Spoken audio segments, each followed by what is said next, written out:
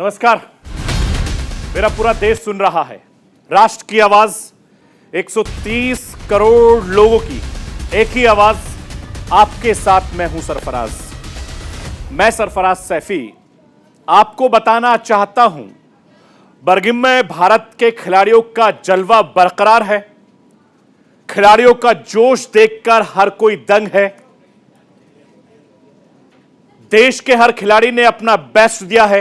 हर हिंदुस्तानी फक्र कर रहा है। पीवी सिंधु ने गोल्डन परफॉर्मेंस ने पूरी दुनिया में भारत का नाम रोशन कर दिया। पीवी सिंधु ने उस खिलाड़ी को हराया है जिसने साल 2014 के कॉमनवेल्थ गेम्स में सिंधु को सेमीफाइनल में हराया था। सिंधु का हौसला बताता है कि खिलाड़ियों का जोश कितना ज्यादा हाई है। निकहत जरीन ने अपनी बॉक्सिंग से सबको मुरीद बना दिया। हिंदुस्तान के सभी खिलाड़ियों के शानदार और यादगार प्रदर्शन को देश के प्रधानमंत्री नरेंद्र मोदी ने शानदार कहा है।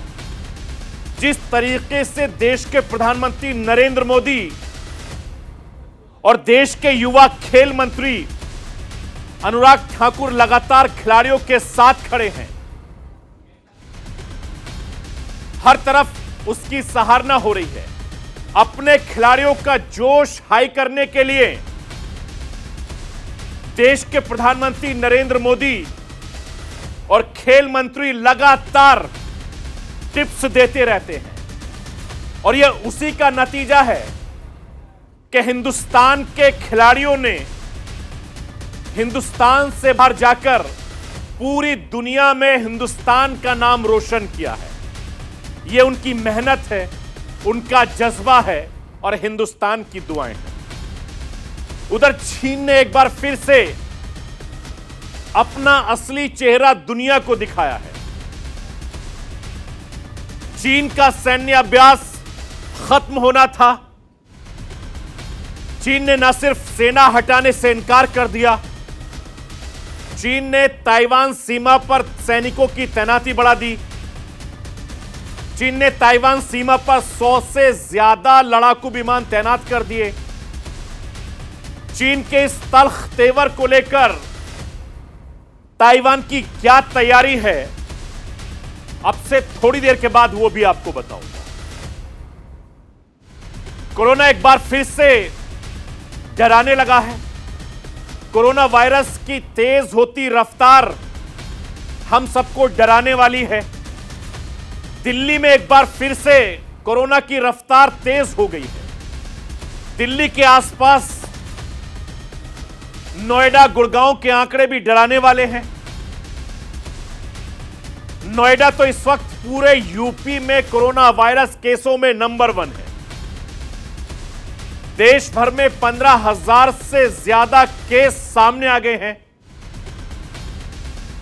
मैं आपको और आपके परिवार को राष्ट्र की आवाज के जरिए कोरोना से सावधान करना चाहता हूं और यह अपील करता हूं कि आप और अपना परिवार का खासा ख्याल करें।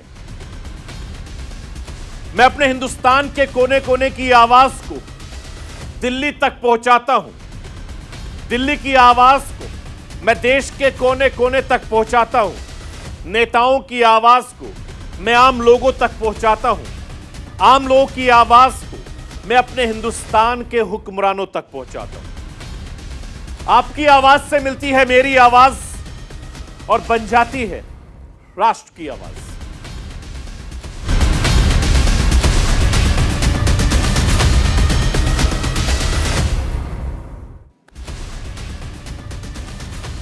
बर्मिंघम में हिंदुस्तान के खिलाड़ियों का जलवा बरकरार है।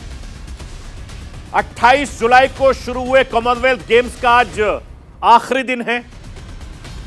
भारत की गोल्ड टैली 22 मेडल तक पहुंच गई है। कॉमनवेल्थ गेम्स में मेडल जीतने वाले हर खिलाड़ी ने हिंदुस्तान को बेस्ट दिया है। हिंदुस्तान को यह एहसास करवा दिया है कि खिलाड़ियों में बहुत दम है। पूरे हिंदुस्तान के खिलाड़ियों ने जिस तरीके से कॉमनवेल्थ गेम्स में अपना प्रदर्शन किया है, उससे हर हिंदुस्तानी जोश में है। हिंदुस्तान की सरकार भी खिलाड़ियों के साथ खड़ी नजर आ रही है। मैं आपको यह बताना चाहता हूं, जब खिलाड़ी बर्मिंघम में जाने की तैयारी में जुटे थे, उस वक्त हिंदुस्तान के प्रधानमंत्री नरेंद्र मोदी की युवा खिलाड़ियों पर नजर रही है। प्रधानमंत्री ने खिलाड़ियों का हौसला बढ़ाया। पूरे खेल के दौरान भी प्रधानमंत्री नरेंद्र मोदी ने खिलाड़ियों के साथ खड़े नजर आए, खिलाड़ियों का हौसला बढ़ाते नजर आए। इसका बहुत असर हमारे खिलाड़ियों को देखने को मिला है। खिलाड़ियों का जोश हाई रहा, इसीलिए खिलाड़ियों ने इतिहास रच दिया और एक के बाद एक हिंदुस्तान के खाते में गोल्ड मेडल डालते नजर आए। और यही हिंदुस्तान की खासियत है कि जब देश के प्रधानमंत्री नरेंद्र मोदी, देश के युवा खेल मंत्री लगातार खिलाड़ियों का हौसला अफजाई करते हैं, उसी का नतीजा है कि खिलाड़ियों ने अपना बेस्ट दिया और पूरी दुनिया में हिंदुस्तान का नाम रोशन कर दिया। कोई नहीं है टक्कर में, कहां पड़े हो चक्कर में। मैदान बदला होगा, मिजाज नहीं बदला है। आजादी के 75वें वर्ष में देश को श्रेष्ठ प्रदर्शन का तोहफा दे। बर्मिंघम में तिरंगा लहराते देखना है। तब प्रधानमंत्री नरेंद्र मोदी की इन लाइनों को सुर्खियां बनते देश ने देखा। आज उसका असर देश के साथ दुनिया देख रही है। बर्मिंघम में देश के खिलाड़ियों के बढ़े हुए हौसले को हर कोई महसूस कर रहा है, हर देशवासी सलाम कर रहा है। मेडलों की बरसात हर हिंदुस्तानी को गर्व का एहसास करवा रही है। जब खिलाड़ियों का दल बर्मिंघम की तैयारी में जुटा था, तब भी प्रधानमंत्री मोदी साथ खड़े दिखे। आज अपने हिसाब से जिस भी खिलाड़ी ने जितनी भी बड़ी जीत हासिल की हो, प्रधानमंत्री मोदी लगातार सबके साथ खड़े दिखते रहे हैं। भारतीय महिला क्रिकेट टीम ने भले ही गोल्ड मेडल वाला मैच 9 रन से गंवा दिया हो, लेकिन भारत को क्रिकेट में पहला मेडल जरूर दिलाया। महिला क्रिकेट टीम की जीत किसी भी लिहाज से कम नहीं है। उनकी जीत पर पूरे देश को गर्व है। प्रधानमंत्री का ट्वीट जैसे ही सामने आता है, ऐसा ही बेहद खास एहसास हर खिलाड़ी को करवाता है। सिल्वर मेडल जीतने पर महिला क्रिकेट टीम के सदस्यों को प्रधानमंत्री नरेंद्र मोदी ने पूरी गर्मजोशी के साथ बधाई दी। महिला क्रिकेट टीम की तारीफ करते हुए प्रधानमंत्री मोदी ने कहा, क्रिकेट और भारत को अलग नहीं किया जा सकता। हमारी महिला क्रिकेट टीम ने पूरे कॉमनवेल्थ गेम्स के दौरान बेहतरीन क्रिकेट खेली और प्रतिष्ठित सिल्वर मेडल जीता। ये कॉमनवेल्थ गेम्स में क्रिकेट में पहला मेडल है और इसलिए ये हमेशा खास रहेगा। टीम के सभी सदस्यों को सुनहरे भविष्य के लिए शुभकामनाएं। बर्मिंघम में भारत के मेडल टैली को जब जॉली ट्रीसा और गायत्री गोपीचंद की जोड़ी ने ब्रॉन्ज मेडल का बूस्ट दिया। भारतीय जोड़ी ने ऑस्ट्रेलियाई खिलाड़ियों को सीधे सेटों में हराकर ब्रॉन्ज मेडल भारत की झोली में डाल दिया। तो एक बार फिर प्रधानमंत्री मोदी का वो चैट चर्चा में आ गया, जब उन्होंने ट्रीसा से पूछा था बर्मिंघम में जीत को वो कैसे सेलिब्रेट करेगी। ट्रीसा, आपने और गायत्री ने लौटने के बाद सेलिब्रेट करने का कैसा प्लान बनाया है? सर, उधर जाके मेडल आए तो वी विल सेलिब्रेट। सर, पता नहीं अभी कैसे, how we celebrate. PV Sindhu ने तय किया था कि वो आकर के आइसक्रीम खाएगी। सर, आपसे शानदार शुरुआत की है। अभी तो पूरा कैरियर आपके सामने है, अभी तो आपकी जिंदगी की शुरुआत है और आप हर मैच में अपना 100% दीजिए। हर मैच को पूरी गंभीरता से लीजिए। मैच के बाद परिणाम कुछ भी हो, लेकिन आपका लगना यानी बिल्कुल आपको लगना चाहिए कि मैंने अपना सर्वश्रेष्ठ प्रदर्शन किया है। प्रधानमंत्री मोदी की हौसला अफजाई का मैजिक काम कर रहा है। हर कोई ये महसूस कर रहा है, देश का हर खिलाड़ी अपना बेस्ट दे रहा है। ओलंपिक में 2 बार पदक जीत चुकी भारत की स्टार शटलर पीवी सिंधु ने पहली बार कॉमनवेल्थ गेम्स में महिला सिंगल्स का गोल्ड मेडल जीता। उन्होंने फाइनल में कनाडा की मिशेल ली को 21-15 और 21-13 से मात दी। मिशेल ली वही खिलाड़ी हैं जिन्होंने 2014 में ग्लासगो में खेले गए कॉमनवेल्थ गेम्स में सिंधु को सेमीफाइनल में हराया था। इस जीत के साथ पीवी सिंधु ने मिशेल ली से अपना 8 साल पुराना बदला पूरा किया। पीवी सिंधु ने जब गोल्ड देश के नाम किया तो प्रधानमंत्री मोदी ने पीवी सिंधु की जीत को अभूतपूर्व करार दिया। पीएम मोदी ने लिखा, पीवी सिंधु चैंपियंस की चैंपियन है। उत्कृष्टता है क्या, वो बार बार अपने बेहतरीन प्रदर्शन से इसे दर्शाती हैं। उनका समर्पण और प्रतिबद्धता प्रेरणादायी है। CWG में गोल्ड मेडल जीतने के लिए उन्हें बधाई। मैं सेमीफाइनल कुश्ती हार गई थी, बहुत दुख है और मैं देशवासियों से माफी मांगती हूँ कि विश थी कि मैं यहाँ राष्ट्रगान बजाऊं, बट हार गई। कॉमनवेल्थ गेम्स के फ्रीस्टाइल कुश्ती के 50 किलो वर्ग में कांस्य पदक जीतने के बाद जब पहलवान पूजा गहलोत भावुक हो गई, गोल्ड मेडल नहीं जीत पाने से हताश पूजा ने रोते हुए देश से माफी मांगी। बर्मिंघम में तिरंगा नहीं लहरा सकने के लिए दुखी दिखी तो प्रधानमंत्री नरेंद्र मोदी ने आगे बढ़कर पूजा का हौसला बढ़ाया।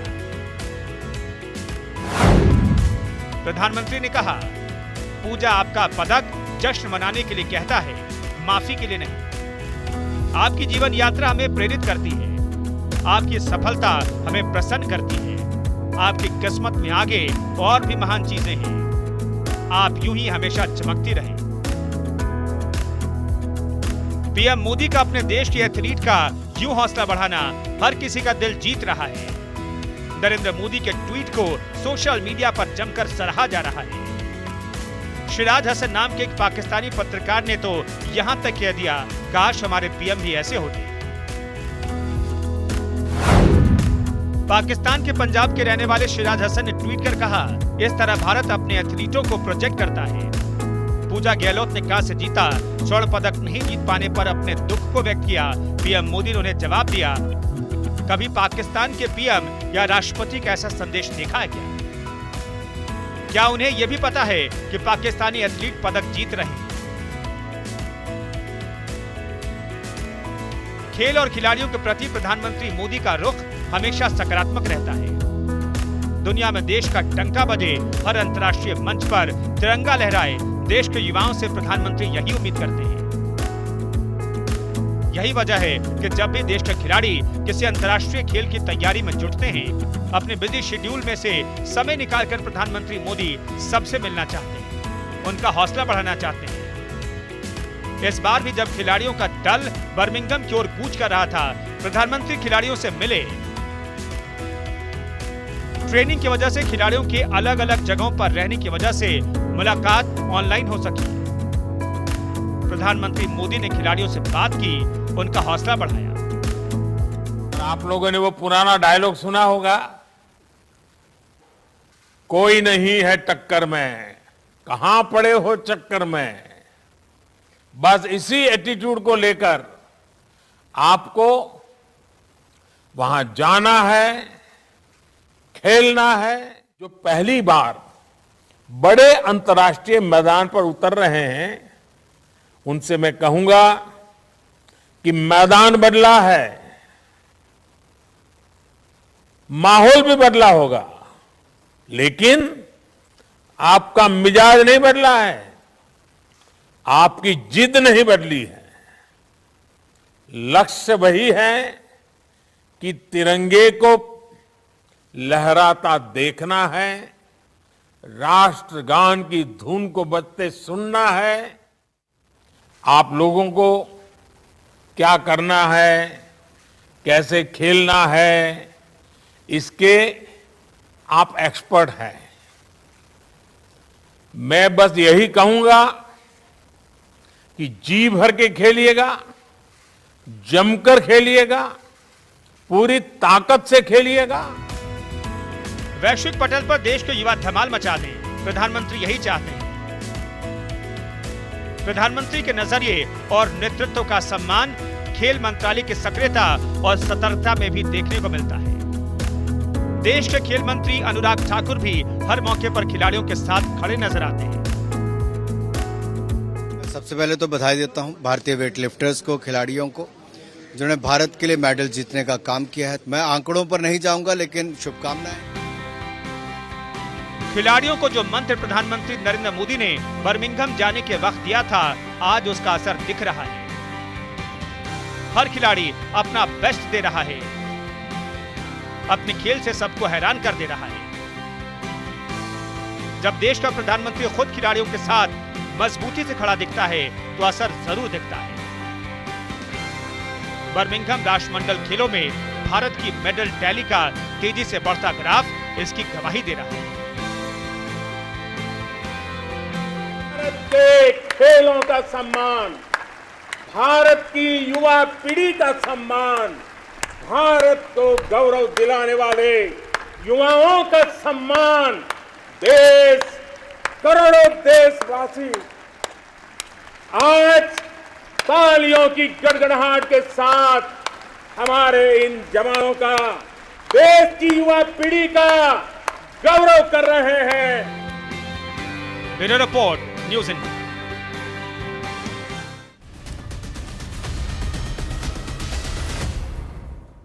बर्मिंघम में आज भी खिलाड़ियों का जलवा कायम रहा। मेरे हिंदुस्तान के खिलाड़ियों ने 4 गोल्ड मेडल देश के नाम किए। मैं आपको दिखाना चाहता हूं, स्क्रीन पर लाइए। ये देखिए, पीवी सिंधु ने गोल्ड मेडल बैडमिंटन में जीता है सिंगल, और ये देश के लिए एक बहुत बड़ा सुनहरा मौका है, क्योंकि पीवी सिंधु को 2014 में जिस खिलाड़ी ने हराया था उसको आज उन्होंने हराया है। लक्ष्य सेन, इन्होंने भी गोल्ड मेडल जीता है बैडमिंटन में, सिंगल में, और शानदार जश्न मनाया। इसके अलावा चिराग और सात्विक ने भी गोल्ड मेडल बैडमिंटन डबल में जीता है। शानदार प्रदर्शन किया इन्होंने, जबरदस्त तरीके से तमाम खिलाड़ी हिंदुस्तान का नाम रोशन कर रहे हैं। अंचल शरण ने गोल्ड मेडल जीता है टेबल टेनिस में। ये बर्मिंघम 2022 की तस्वीरें मैं आपको दिखा रहा हूं। ये तस्वीरें देख लीजिए, ये तस्वीरें हिंदुस्तान के लिए बहुत ज्यादा महत्वपूर्ण है। आज कॉमनवेल्थ गेम्स का आखिरी दिन है। आखिरी दिन भी जलवा बरकरार रहा है। हिंदुस्तान के खाते में अभी तक 4 गोल्ड मेडल, 1 सिल्वर मेडल आया है, वो भी मैं आपको दिखाना चाहता हूं। लाइए स्क्रीन पर, ये देखिए, आखिरी दिन 3 गोल्ड मेडल, 1 सिल्वर हिंदुस्तान के खाते में आया है, जैसे मैंने आपको दिखाया। और इसके अलावा ऑस्ट्रेलिया से भारत हारा था, सिल्वर आना था, लेकिन ऑस्ट्रेलिया से भारत हार गया। और इसके अलावा तीसरी बार सिल्वर मेडल हासिल किया है। इससे पहले साल 2010 और साल 2014 में भी उसने रजत पदक अपने नाम किया था। पुरुष हॉकी टीम का यह जलवा है। 3 गोल्ड मेडल, 1 सिल्वर आखिरी दिन हिंदुस्तान के नाम रहा है। मैं आपको दिखाता हूं कि कॉमनवेल्थ गेम्स में टॉप देश, स्क्रीन पर लाइए वो भी देश। देखिए, भारत का परचम लगातार लहरा रहा है। हिंदुस्तान के पास 22 गोल्ड आए, 16 सिल्वर आए, कांस्य पदक 23 आए। यह हिंदुस्तान का जलवा रहा है। हिंदुस्तान में इतने मेडल हमारे खिलाड़ियों ने जीते हैं। दूसरे देशों की अगर मैं बात करूं तो दूसरे देशों का नाम अगर देखिए, ऑस्ट्रेलिया का मैं जिक्र करना चाहूंगा। स्क्रीन पर ऑस्ट्रेलिया लाइए। ऑस्ट्रेलिया का आप देखिए कि ऑस्ट्रेलिया में किस तरीके से उन्होंने जीत दर्ज की थी, ये देख लीजिए जरा। ऑस्ट्रेलिया, इंग्लैंड, कनाडा, भारत, सबसे ज्यादा ऑस्ट्रेलिया ने जीते हैं। 178 मेडल जीते हैं। 67 गोल्ड मेडल, 57 सिल्वर, 54 कांस्य पदक उन्होंने जीते हैं। इसी तरीके से इंग्लैंड का भी आप देख लीजिए, दूसरे नंबर पर इंग्लैंड रहा है। 175 मेडल जो है वो इंग्लैंड के खाते में गए, कनाडा के पास 92, और हिंदुस्तान के खाते में 61 गए हैं, यानी हम टॉप 5 में हैं। टॉप 5 में यानी 61 मेडल हमारे खाते में आए हैं। ये हमारे देश के लिए गौरव की बात है कि 22 गोल्ड मेडल, 16 सिल्वर और 23 कांस्य पदक हिंदुस्तान के खिलाड़ियों ने जीते हैं, और जिससे हमारे हिंदुस्तान में जश्न का, जोश का माहौल है।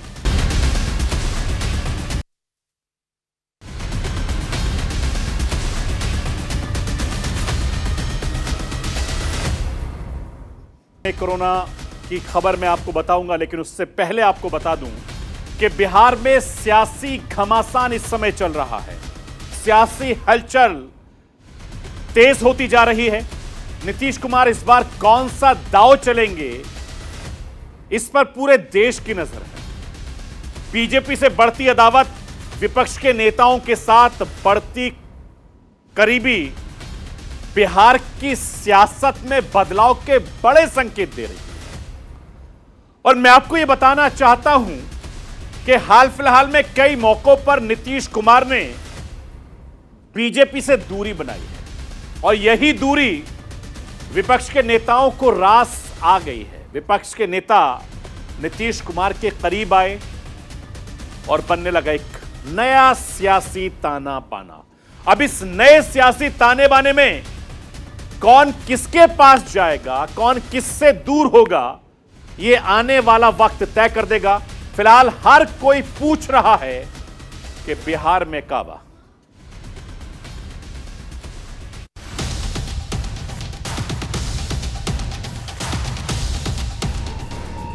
बिहार की सियासत में कब क्या हो जाए कुछ कहा नहीं जा सकता। कम से कम पिछले कुछ सालों में तो बिहार की सियासत का यही रंग देखने को मिला है। नीतीश बाबू एक बार फिर बीजेपी से खफा नजर आ रहे हैं, जिसके बाद कयासबाजी का दौर फिर से शुरू हो गया है। आने वाले दिनों में नीतीश कुमार क्या करेंगे ये तो वो ही जाने, लेकिन फिलहाल जो संकेत मिल रहे हैं वो बहुत कुछ इशारे कर रहे हैं। बीजेपी से बढ़ रही है अदावत। कांग्रेस के संपर्क में है नीतीश कुमार। तेजस्वी यादव से सीक्रेट मीटिंग की खबर। क्या फिर पलटी मारेंगे नीतीश कुमार? ये कुछ ऐसी संभावनाएं हैं जिन्हें नकारा नहीं जा सकता है, क्योंकि नीतीश कुमार की सियासत का अंदाज ही कुछ ऐसा है। नीतीश कुमार पिछले 15 साल से लगातार बिहार की कमान संभाल रहे हैं, और फिलहाल वो 7वीं बार सूबे के मुख्यमंत्री के पद पर काबिज है।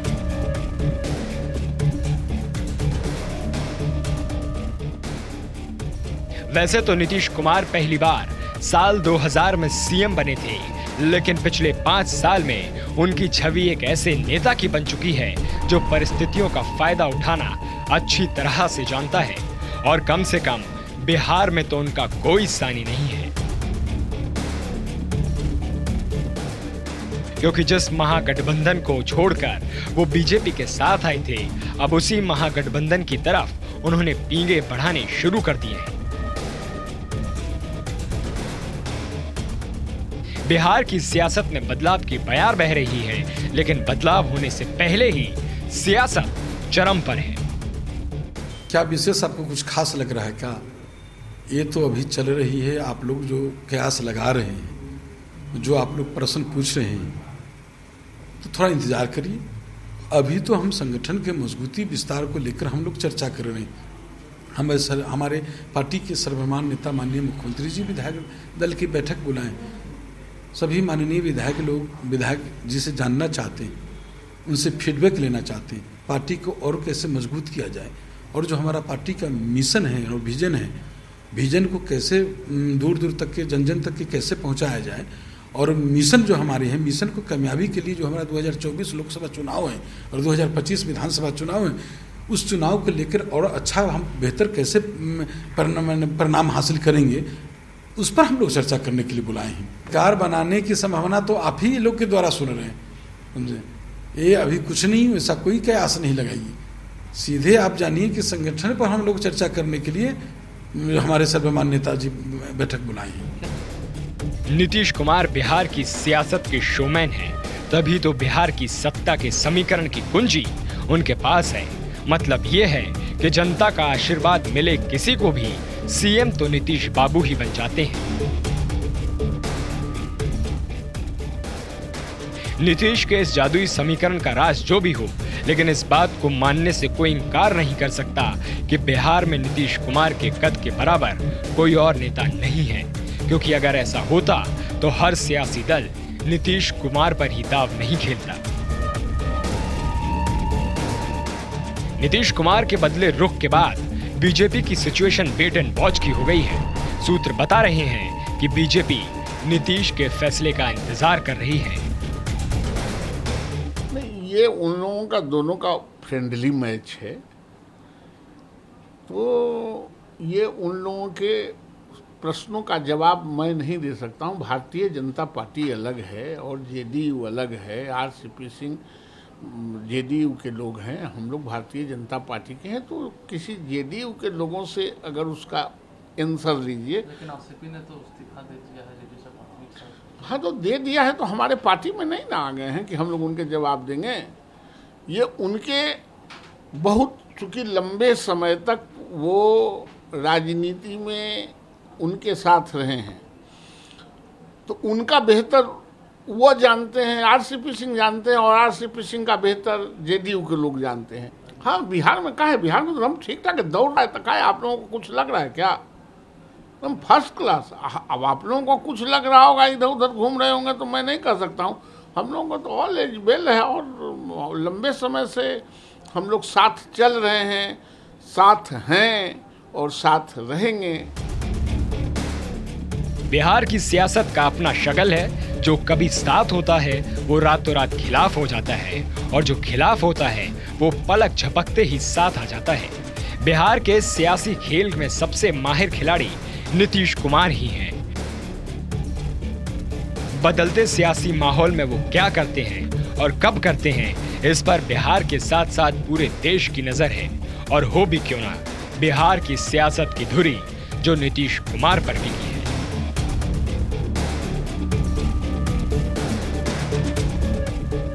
Bureau report, news India. Corona एक बार फिर से डरा रहा है। कोरोना के केस के आंकड़े तेजी से बढ़ते जा रहे हैं। दिल्ली एनसीआर में कोरोना की रफ्तार ज्यादा तेज हो रही है। शासन प्रशासन के हाथ पैर फूलने लगे हैं। मैं आपको यह बताना चाहता हूं, कोरोना का बढ़ता खौफ एक बार फिर से सावधान रहने के लिए कह रहा है।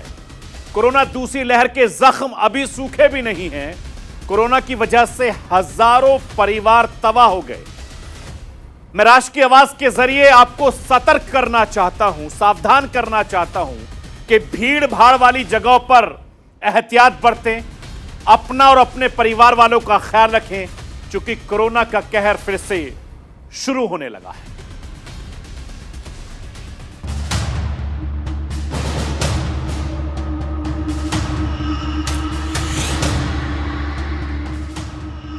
देश में कोरोना का खतरा फिर बढ़ रहा है।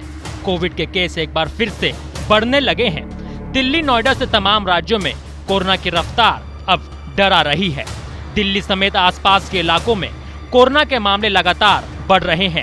स्थिति यह है कि गुड़गांव में पॉजिटिविटी रेट 10% के करीब पहुंच गया है।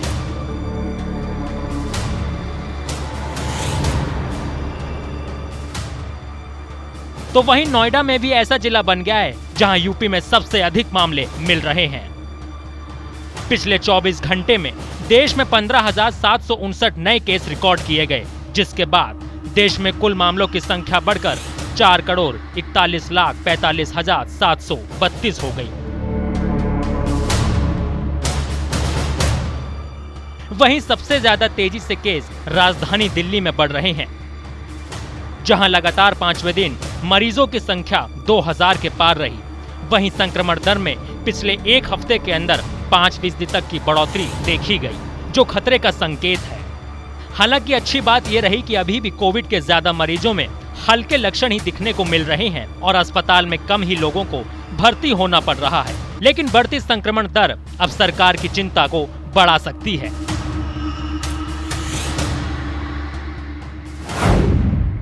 24 घंटे में 15,759 केस।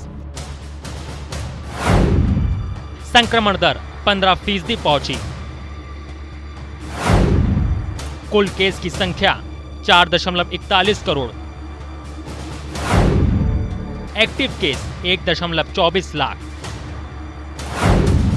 206 करोड़ वैक्सीनेशन। 5.29 लाख मौतें। देश भर में पिछले हफ्ते से कोरोना के मामले तेजी से बढ़ रहे हैं।